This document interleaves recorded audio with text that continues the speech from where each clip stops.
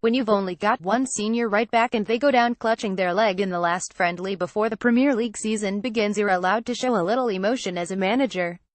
Pochettino is often a sea of calm when he's sitting in the dugout, but in that moment when the camera zoomed in on the Spurs boss as the physios raced over to Trippier's side, his face was the perfect blend of horror, dismay and grim acceptance.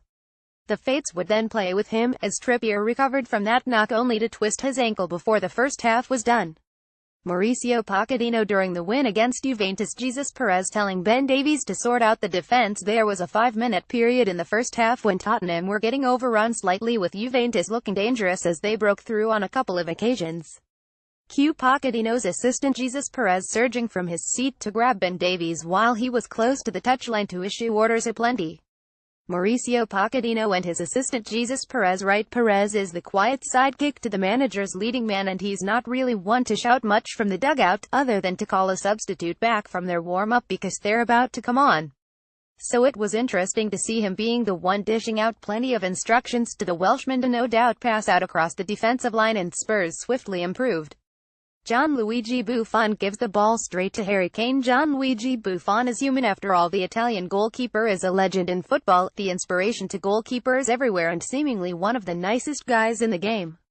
Yet during the first half he showed that he is in fact human after all, giving hope to his fellow custodians and strikers everywhere.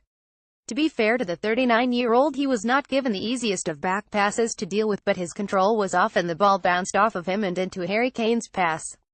Fortunately for the Juventus man, the ball was eventually miskicked back into his arms by the England striker. Christian Eriksen celebrates with Harry Kane, Dele and Moussa Sissoko. Dele's delightful spin. Much will be made of Christian Eriksen's clever run and nerveless dribble around Buffon to score Spurs' second goal in the second half, but what must not be forgotten is Dele's perfect pirouette in the build-up. Jan Vertonghen, taking up an advanced position in the Juventus half, picked out the young England midfielder and he instinctively swiveled, guiding the ball around with his instep and taking a couple of defenders out of the game. He then looked up to send an equally perfect through ball into the path of the onrushing Eriksen, who finished the job with yet more style.